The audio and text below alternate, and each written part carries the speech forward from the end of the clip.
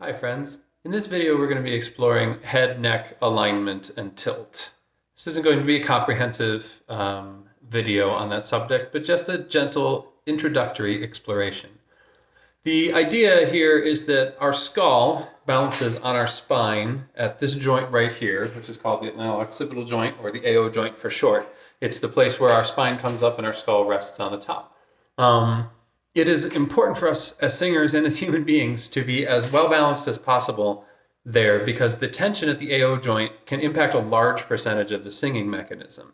There are structural implications, balance implications, and connective tissues that connect from this joint out up into our head, which can create tension in our tongue, our jaw, our face, down through our neck, which can create tension with our larynx and our singing, our wind, and down even into the upper part of the torso, so we can have inhibitions with our ability to breathe, all from tension at this neck. In addition to the fact that being out of balance at the top of the body can cause balance issues down our kinetic chain into the rest of the body, which create tension for our breathing. The average human head weighs 10, 11 pounds. So if you think about the body as having a 10 or 11 pound bowling ball on the top of your spine rather than your head, and then taking that and popping that out of balance, and the things that would happen to the rest of the body to compensate. Think about some of the things we talked about in some of our alignment videos.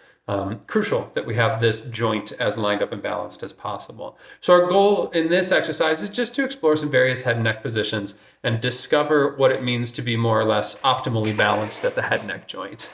So for each of these positions that we're going to explore, I would ask you to live in each position for a couple of breaths. Notice not just the impact on your head-neck alignment, but also on the rest of your body as you go. So first we're going to explore some ideas of head tilt. So I'm going to ask you to tilt forward. Let your head just tilt and hang. Take a couple of breaths here. Be aware of the stretch in the back of the neck and the compactness in the front, both of which would work against good singing, obviously. Take a breath for singing and notice if you've created any extra tension anywhere. And now slowly bring your head back up to a place where it's balanced optimally, where you have to do minimal muscular work to keep your head in that place. And now we're going to do the opposite. We're going to tilt back. We're going to let our heads hang back. Don't go as far as you can here. We don't want to crunch up the spine too much. We don't want to pinch anything. But just let the head tilt back a little bit, like you're looking up at the corner of the ceiling where the ceiling meets the wall. Feel the compression in the back of the neck, not great for singing. Feel the stretch and the tension in the front, obviously not good for singing. You can even hear in my speaking voice that it's hard for me to get a good clean sound, a good phonation in this position. Not great. Slowly bring your head back to a place where it's balanced optimally on top of your spine. This feels good. We're going to tilt to one side. These can be good stretches, but they're definitely not places where we want to live. Feel the stretch in the opposite side of the neck and the compression in this side of the neck. Take a couple of good breaths and notice where else in your body this transfers to. Creates either tension and compression or stretch and tension. Slowly bring the head back to a place where it's balanced. Minimal muscular work, optimum balance. And now we're going to stretch to the other side, let it tilt. See, you even saw in the video as I went this way, I wanted to pull my whole body with it, taking my body out of alignment.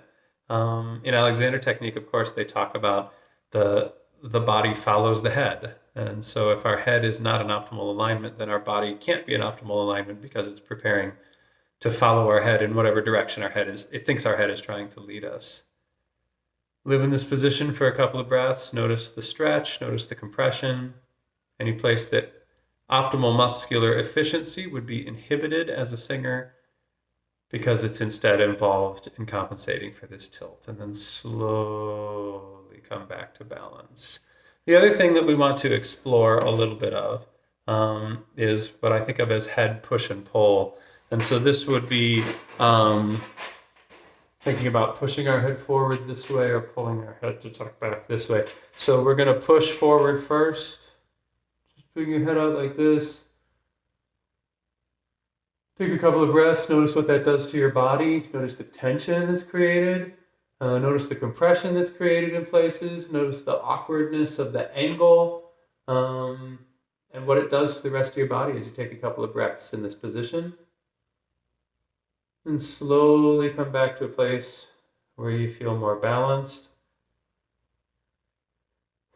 And let's go in the other direction. Let's tuck the chin a little too much and sort of send the head back. Breathe here a little bit. Notice the tension. Notice compression. Notice stretch. A couple of good breaths. And then come back to a place where you feel optimally balanced. So I hope this helped you to just be a little bit aware of the importance of what our head is doing and how it interacts with the spine and the neck that are trying to hold it up, and how we can eliminate muscular tension by allowing our skeleton to take that weight and be balanced optimally rather than have muscles involved in trying to hold a bowling ball on top of our necks.